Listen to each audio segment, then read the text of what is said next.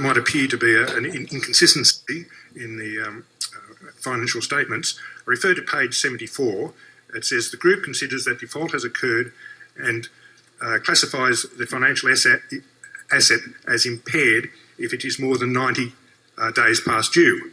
Then we go to page 97 and it says loans and receivables which are more than 90 days past due are not classified as impaired assets when the estimated net realisable value of the collateral and assets is estimated to be sufficient to cover repayments of principal, interest and amounts due.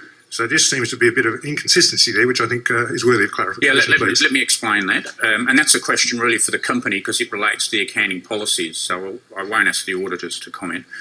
What we're saying is once it gets over 90 days, that prompts us to look at the recoverability of that loan. When you look at the recoverability of a loan, there are a range of things you will take into account. An agricultural loan, perhaps, when they've had a difficult season but you're still supporting them and you think the cash flows are more than enough to generate repayment of that loan in the future. A company that may have assets far in excess in terms of the security value of the loan, or a home for that matter. And so we assess the security value and other things that might be available before we make provision. So that's all that distinction is drawing. The distinction between what's flagged as something we should look at compared to what we should make a provision for. Okay, thank you. Another question for the auditors.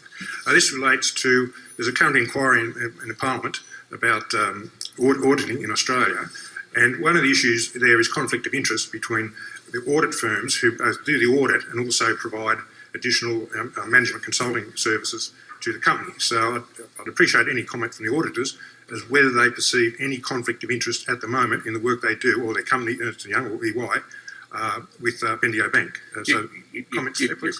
You've clearly learned from the previous session where you nipped in with your second question very quickly. Look, I will ask the auditors to comment on that. It's a very legitimate question of the auditors, particularly in this environment.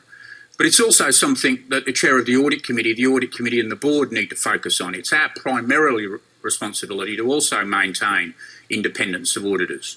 So we look at two things before we commission additional work from the auditors.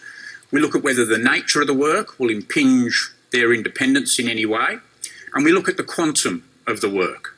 There are occasions where regulators insist on other work being done by the auditors, and we call that out specifically. There are other elements of work which are naturally best suited to the auditor, such as the transition to a new accounting standard. And then there are the other pieces that you refer to. Right? And we look at those in the context of, will it impinge their independence or will it be a significant economic benefit? And you can see from the accounts, we don't pay excessive non-audit fees. But Graham, would you like to comment from the auditor's perspective? Yeah, thanks, Rob. Thanks, Mr. Sweeney. It's a good question. It's a really topical area at the moment, both in the Australian context but also internationally. But certainly from an EY perspective in relation to Bendigo, that we believe there's no conflict at all in relation to the work that we're doing.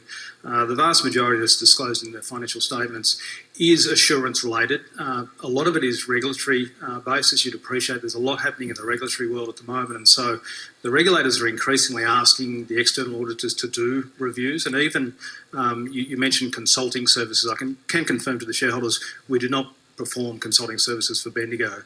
There is a note within the financial statements of other services. Those other services are related to a particular piece of legislation, and it's assurance related that Luke and I are performing. Okay, thank you. That might be a standing question for all future AGMs, I think. So thank you. Yes.